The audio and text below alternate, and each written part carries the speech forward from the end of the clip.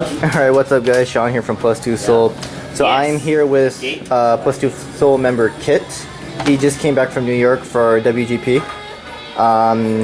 Most of you guys know that he got fourth place with his rewrite deck.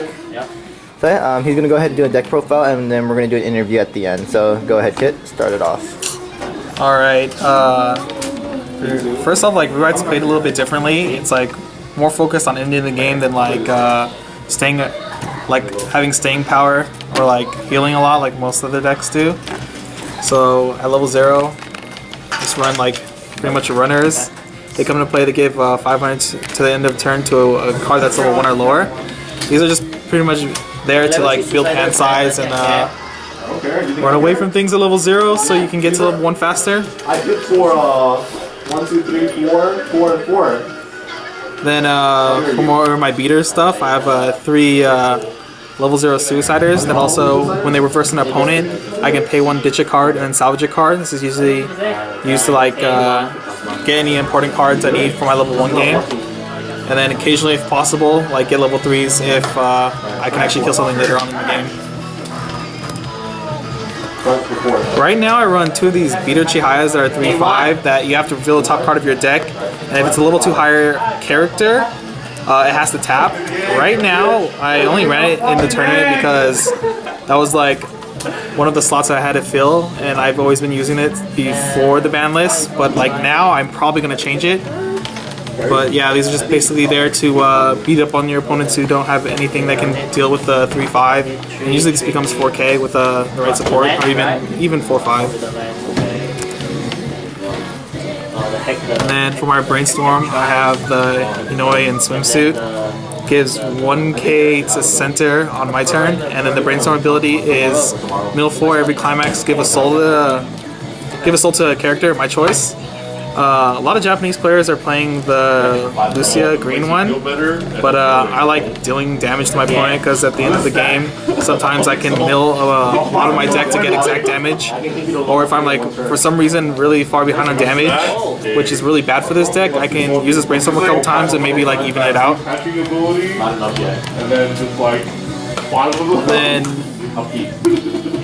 Then I run 4 of these Akane searchers. Basically, this is to set up my level 1 game, because if I don't get my level 1 game off, then the deck doesn't really fall apart, but it just turns the game into like a really hard game, since I don't run that many healers in the deck, and if I don't get the material I needed at level 1, it kind of like screws up how like the deck's supposed to work.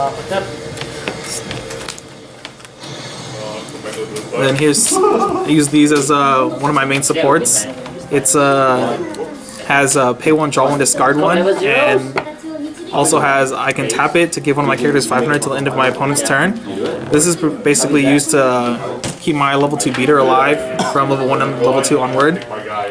And then the other ability, the pay 1, draw 1, discard 1, is used for ditching climaxes and stuff towards the late game, or if I'm trying to draw into a climax for climax combo. Since the Akane was put on the restricted list, it's really hard to filter climax out of your hand if you draw really bad hands. And then finally, I have these Kagari Encore Givers. Basically, I search them out whenever I know I'm in a matchup that can actually kill my level 2 beaters that come out at level 1, because if they ever die and I can't keep them on the field or 3-cost them, then like I practically like lose the game. Alright, and then at level 1, I just have level 1 suiciders. Basically, they kill level 1s that I might be afraid to run into with my 2/2, and then they can't really side attack, but that's basically it. And this is the card you're trying to get at in your hand by level 1. It basically changes into the 2/2 Chihaya beater that has a climax combo. And as long as you get at least one of these chains right when you hit level 1, you should be set for the game. It like makes it really hard for your opponent to get rid of it, and if they plan to do any damage to you, they have to run their characters into it, and it just lets you build hand size since you always have some kind of like field presence. This can buff 1. And then I have 2 of these 1/1 counters. They're not really used for the power because they only give 1500 power. But when I use the counter, it lets me top check the top card of my deck and then move it to top or bottom. It's basically used most of the time to like live, so I can get one more final turn in when I'm about to die. And I gotta say, like 90% of the time I use this when I'm about to die, I like live another turn. And then this is the Chihaya Beater. The deck's pretty much based around this card. Basically, this thing comes out at level 1 and it has 2 soul and it's level 2 and cost 2. So basically, there's no cost suicide that can kill it at level 1. There's no suicides that can kill it at level 1. And it's constantly dealing more damage over time because it has 2 soul, where usually at level 1 everyone only has 1 soul. And yeah, so basically you force your opponent to like hit level 3 as fast as possible with this card, and if they plan to like do anything to you, they have to like keep dropping their hand, and if they're not like constantly salvaging or using bond or something, their hand like dwindles down to 1 card by the end of the game.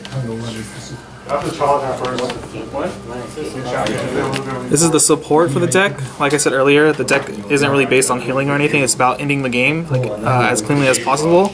So this is gives 1k to the front, which ends up making these guys 10-5s or like 11k if I have the other support, which is like pretty hard to get over and like keeps them relevant until like level 3 when people start dropping really big level 3s. But the second ability is the most important part for this. When I know I'm playing against a deck that has a lot of heal, you want to drop this as soon as possible, because anytime your opponent or even yourself heal a card from clock, they have to pay 2 more, or you burn a card from the top of your deck that can't be cancelled.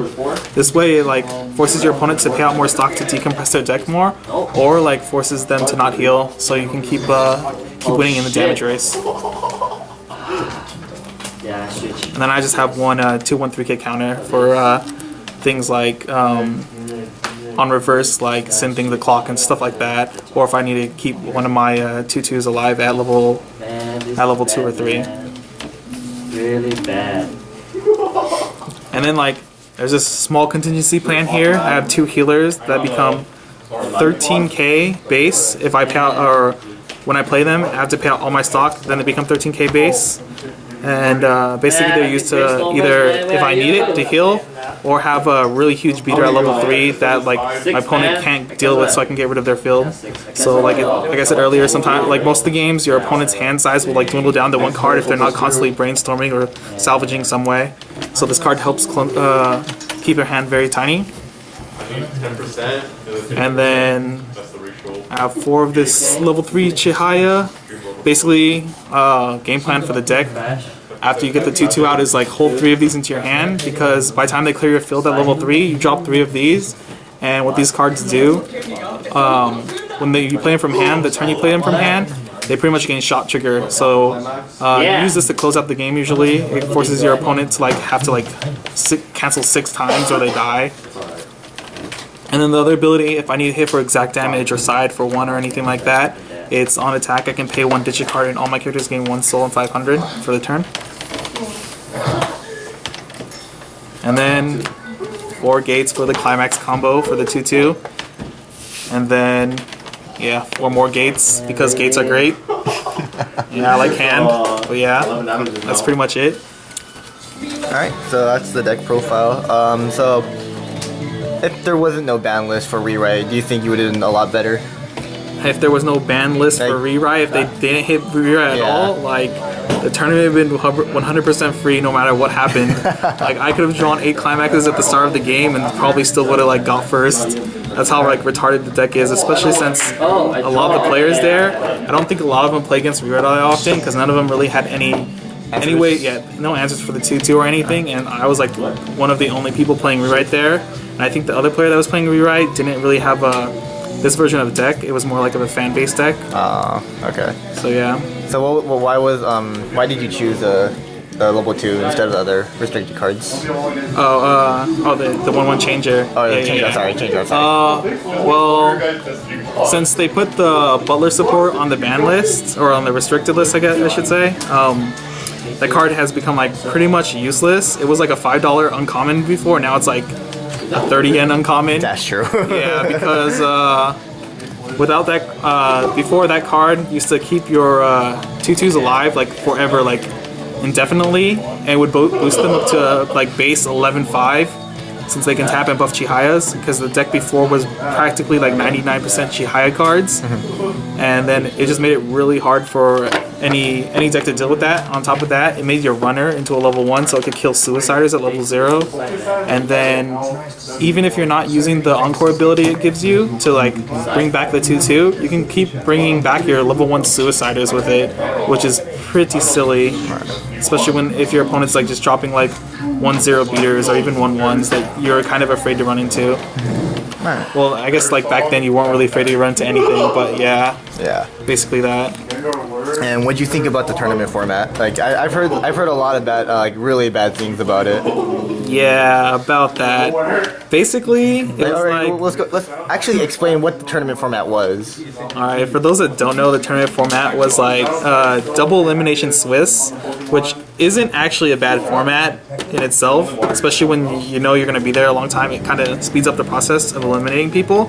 But the problem is they put in the ruling that anyone that goes X and blah blah blah. Okay, the tournament keeps going until there are 7 or less X and 0 players. Those people make top cut. Then any space left over is given out randomly to people who go X and 1. So basically, if you lost one game, you were like already screwed at the start of the tournament, which happened to one of my friends. I flew out there with Devin, and somehow, even though there was like a ton of people there, we got matched up at the first round. And like we both played each other like a ton before, so we knew what to do, and like it was really dumb that we both like one of us had to like knock the other one out pretty much. So that happened. Wait, how did they pick randomly then? Like it was like random generator or like random.org. Random.org. Okay. Master gatekeeper there, but yeah. So that happened, and so like hurt my friend's chances of like actually getting to top, and then everyone else that went out there like Kazu and June, yeah, they both got eliminated by Random.org also. They went X and 1 and then they didn't make top cut because of it, even though like I would say like both of them had like a really high chance of like actually getting first. So yeah. But because of that random.org thing. Yeah. Alright. Overall, how was your experience in New York? I heard you got sick. Yeah, I was pretty much sick like almost every other day or whatever, because the place we stayed at had free breakfast, and I kept eating the eggs, and I think the eggs made me sick. So between rounds, I was like running back and forth between the restrooms and like the tournament. So it was like pretty bad. Well, that's basically about it. I mean, what do you want to see next WGP? Like, if you're going. Yeah. I don't. If the format stays the same, I don't think I'm gonna spend the money to go out there again. Yeah, because you have to pay to go, right? Yeah, because since there's like they don't pay your way out there, you have to pay yourself right now. But if the format changed, that would be like really cool, where it's like a little bit more competitive. And then also, I think it would be really cool if they like traveled outside of New York to have like other places for like WGP and stuff. And Like then like California, like Texas, California, even and stuff Texas, like or any other place other than just New York, because having it always in New York is like kind of cool for the community out there. But like it made, us in but like SoCal. 60% of the people in the tournament were actually from like that town or like really close there. I heard like some were from Canada and stuff like that, right? Canada comes down, which is really cool. But like most of the people in the tournament are like from New York, that small area, and so like it makes it, I don't know, it just like basically they overwhelm a lot of people. So like half of the top 8 was like from Rochester, New York, or like right in New York area, which is like I think is cool, but at the same time kind of sucks because there's a lot of people in California or like Texas or Illinois that are like actually really good players, but they can't afford to pay like the $400 trip to go there just for maybe getting first place and Right. doing it. I think if like maybe top 8 all got like some kind of payout or some kind of prize, maybe it would encourage people more to go. That, and then also like this year was like pretty packed compared to last year. Well, I guess it was about the same, but it'd be really cool if they got away from using Hammer Girl as a venue spot and moved it to like maybe a smaller hotel thing. Like because Bushiroad do something. Actually. Yeah. Because like it's like really packed in there all the time, and there's like so many people, and there's like random customers that come in also. So like, it's kind of cool to see that, but then at the same time, I think it kind of sucks that it's like packed and like there's so many people there. Right. Stuff. Whereas if you have it at a hotel, also you could like have people that come in there, like they know to stay at that hotel because that's where the tournament's happening and stuff. And then like, this is like asking like even more, but I think it'd be really cool if they actually split it up into 2 days, where it's like day 1 is pool play or like, Swiss play or whatever. Then next day is Top like Cup. top. Yeah. Okay. But I can understand why they put it all on the same day. It's so like everyone stays around, and like everyone gets hyped for the winner and stuff. Right. But yeah, that's about it, I think. All right. But who won again? Dog Days won. Dog Days won. Okay. Yeah, I forgot his name, but I forgot his name. Alright, well, yeah. congrats to him. I mean, congrats to you for getting 4th place. Yeah, thanks. And yeah, maybe next time you'll be able to win WGP if they don't change the format. Yeah. But yeah, well, that was Kit's or Kitori, I guess you can say. Whatever. Either That's his deck profile on rewrite that he used in WGP. We'll be doing other deck profiles for Kazu, Devin.